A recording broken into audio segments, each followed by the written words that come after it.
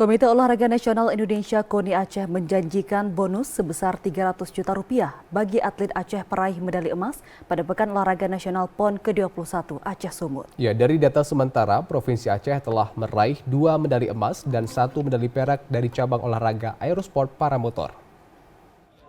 Ketua Umum Komite Olahraga Nasional Indonesia atau KONI Aceh, Kamarudin Abu Bakar, mengapresiasi atlet asal daerah tersebut yang telah meraih medali emas dan perak pada cabang olahraga aerosport paramotor PON 21 Aceh Sumut yang berlangsung di Bandara Maliku Saleh, Aceh Utara.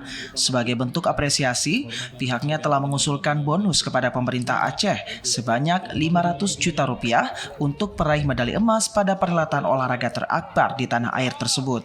Namun, jika berpedoman pada PON 20 Papua lalu, peraih medali emas mendapatkan bonus sebesar 300 juta rupiah. KONI Aceh menargetkan kontingen dari Serambi Mekah akan masuk ke dalam 10 besar pada PON 21 Aceh Sumut, karena ada beberapa cabang olahraga yang unggul untuk kontingen Aceh, seperti cabang olahraga anggar, tarung derajat, kimpo, bahkan termasuk cabang olahraga sepak bola.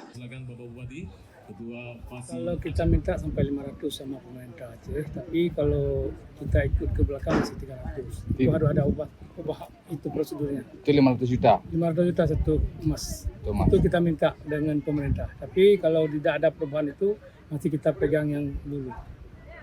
Ya, dulunya berapa? Ya? Dulunya berapa? 300. Jadi yang mendapati 300 Pak ya? Sementara itu kita sudah duduk dengan Pak PJ juga kemarin pelepasan atlet, kita minta sampai 500. Data sementara dari website Pekan Olahraga Nasional 21 Aceh Sumut, Provinsi Aceh menduduki peringkat keempat dengan perolehan 2 medali emas dan 1 medali perak.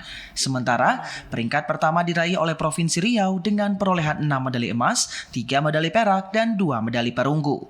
Dari Aceh Utara, Fajar Sidik, TVRI Aceh melaporkan.